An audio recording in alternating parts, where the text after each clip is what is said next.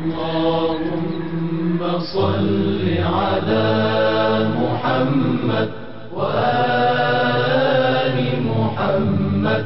اللهم صل على محمد وآل محمد وعجل فرجه. نور خدا خواه ناخواه بر قلوب پاک تابیده میشه. شرط اول تقواست. باید از گناه اجتناب کرد. اون چرا خدا واجب کرده به جا آورد. همتون باید این برنامه رو عملی کنید. از امروز هم شروع کنید. بعضی گوهرها هست که ما قدر اینها رو نشناختیم. از امروز شروع کنید.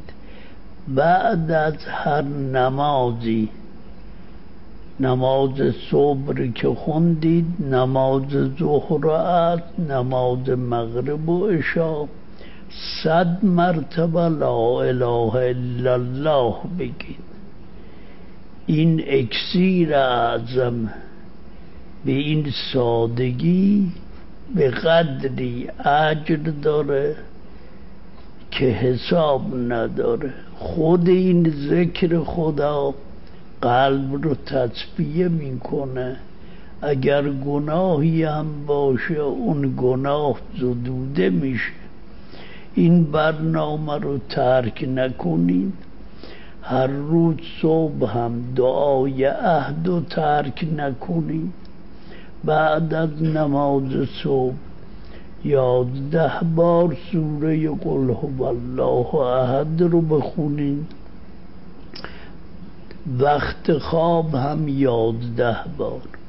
بین روزم که بیکارید، نشستید تو خیابون راه میرید، این سوره رو بخوانید. همه را هم هدیه به امام زمان بکنید. اگر انشاءالله این کار رو بکنید، با این برنامه اشراق نور او میشه، فیض او متوجه شما میشه. بالاخره اگر موری ران ملخی پیش سلیمان برد، ممکن نیست سلیمان به اون نظر نکنه. اللهم صل على محمد وآل محمد وعجل فرجه.